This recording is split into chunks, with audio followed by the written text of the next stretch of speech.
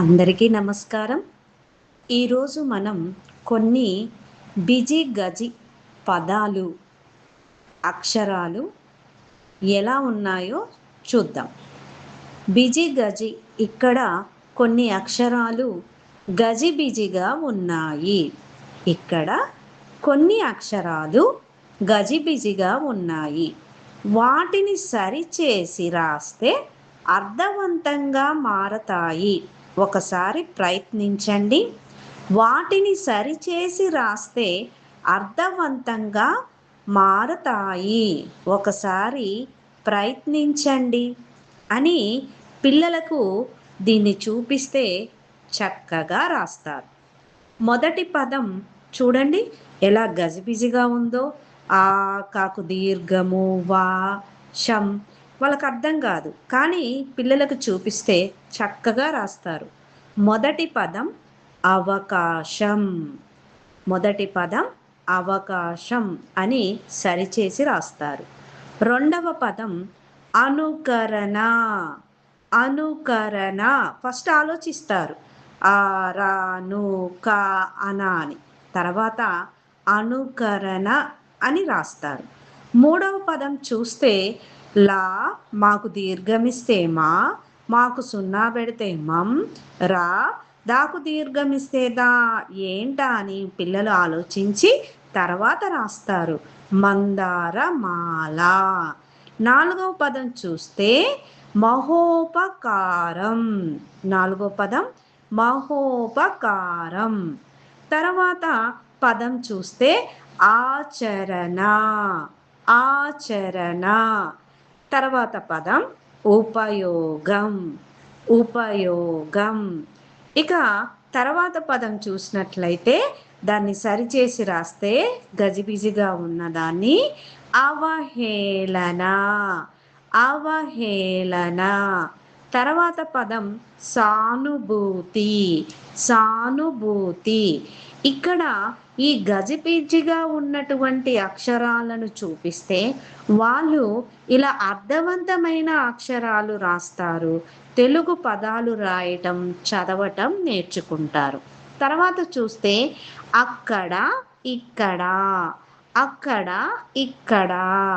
ఆ పదాలను చూడండి. క్రింద కొన్ని వాక్యాలు, వాటి మధ్యలో ఖాళీలు ఉన్నాయి. మొదటి గడులో నప్పే పదమే తర్వాత వాటిలోనూ సరిపోతుంది. అవేంటో కనిపెట్టి చూద్దాం. చూడండి, మొదటి వాక్యం దూరంగా కనిపిస్తున్న ఆ, తర్వాత రెండు గడులు ఉన్నాయి. దాంట్లో ఏమీ లేదు, అవి రాయాలి. పిల్లలు ఆలోచిస్తారు. ఆ తాటి చెట్టు అవతల ఊరి వారంతా ఏకతాటి పైన ఉంటారు. తాటి, తాటి. వాళ్ళ పిల్లలు అర్థం చేసుకొని ఈ విధంగా వాక్యం రాస్తారు. దూరంగా కనిపిస్తున్న ఆ తాటి చెట్టు అవతల ఊరి వారంతా ఏకతాటి పైన ఉంటారు. రెండవ వాక్యం చూస్తే ఒక చెరుకు గడ కొనుక్కరమ్మంటే 10 తీసుకొచ్చేంత గడసరిది తను. ఈ విధంగా రెండవ వాక్యం రాస్తారు. మూడవది ఆ కొబ్బరి పీచు మొత్తాన్ని శుభ్రం చేస్తే నీకు పీచు మిఠాయి కొనిస్తా. పీచు, పీచు. మూడవ వాక్యం చూడండి. ఆ కొబ్బరి పీచు మొత్తాన్ని శుభ్రం చేస్తే నీకు పీచు మిఠాయి కొనిస్తా.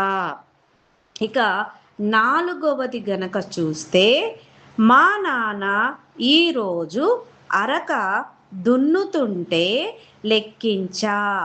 వరుసకు 66 మొక్కలున్నాయి. ఇక ఐదవ వాక్యం గనక చూస్తే వడగాలికి అనారోగ్యం పాలు కాకుండా ఉండాలంటే నీళ్ళు ఎక్కువ తాగాలి. ఈ విధంగా ఈ వాక్యం సరిపోతుంది. ఆరో వాక్యం చూసినట్లయితే తామర పువ్వులు కొనుక్కొస్తుంటే దుస్తులకు మరకలు అంటుకున్నాయి. ఈ విధంగా మనము వాక్యాలను పిల్లలను రాయమని చదవమని చెప్తే పిల్లలు చక్కగా రాస్తారు. ఈ విధంగా తెలుగు రాయటం చదవటం పిల్లలకి నేర్పించాలి.